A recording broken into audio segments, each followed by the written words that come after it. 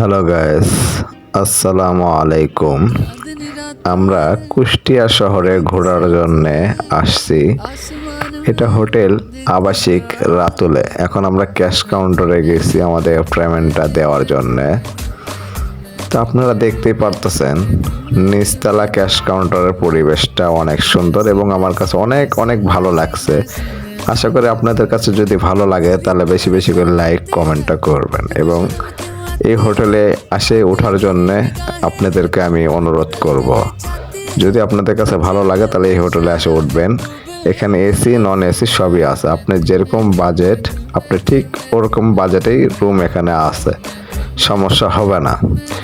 এখানে নিচে আপনাদের বাস টার্মিনাল আছে এবং মজনপুর রেলগেট, সাইডে লালন শাহ মাজার এবং ঘোরার জন্য অনেক সুন্দর সুন্দর জায়গা আছে। এখান থেকে কুষ্টিয়া থেকে আমরা চাইলে এখান থেকে ঢাকা যাইতে পারি, চাইলে এখান থেকে ফরিদপুর যাইতে পারি, চাইলে বরিশাল যাইতে পারি খুব ইজিলি ভাবে। আবার চাইলে এখান থেকে যশোরও ঢোকা যাইতে পারে। খুব সুন্দর সুন্দর রাস্তার পরিবেশ অনেক সুন্দর। তো কথা না বাড়ি, এখন আমরা বিল দেওয়া শেষ, আমাদের হোটেল ভাড়াটা দেওয়া শেষ।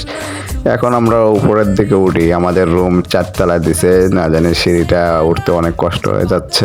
তাকে আর কি বলবো, তারপর আমাদেরকে উঠতে হতেছে।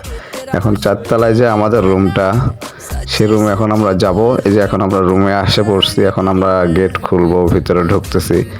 আমি আর আমার ছোট ভাইটা আছে। ছোট ভাইটা তো খুব ক্লান্ত হয়ে গেছে, দেখতেই পারতেছেন। এই যে এখন আমরা রুমে আসছি। রুমটা দেখেন, 2 বেড, আমি 1 বেডে, আমার এক ছোট ভাই 1 বেডে। তো আপনাদের যদি ভালো লাগে তাহলে আপনারা বেশি বেশি করে লাইক এবং কমেন্ট শেয়ার করবেন। এই ছোট ভাইটার সবসময় দোয়া করবেন আপনাদেরকে যেন সুন্দর সুন্দর ভিডিও বানায় আপনাদেরকে আমি দিতে পারি। এটা কুষ্টিয়া মজনপুর রেল।